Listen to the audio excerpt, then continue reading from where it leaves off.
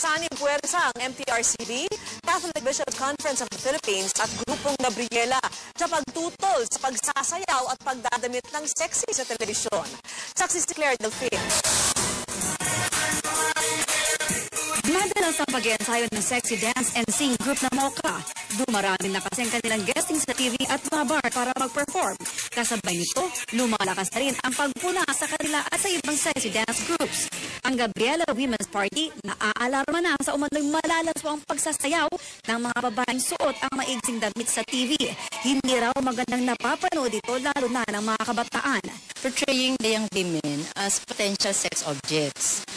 At ito yung nababahala talaga kami rito. Nakiisa sa pananaw ng Gabriela ang Catholic Bishops Conference of the Philippines. Certain parameters naman ng morality para maganda ang ating kalalabasan ng next generation. Depensa ng Mocha, hindi klaswaan kundi talento ang pinapakita nila. It's about a showcase of talents. At saka it's about inspiring other people to follow their dreams. Hindi naman porket gumiling ka na ganyan, ismalswa ka ng tingnan. Nasa nagdadala po yun.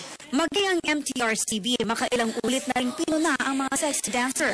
Marami na raw kasi silang natatanggap na reklamo.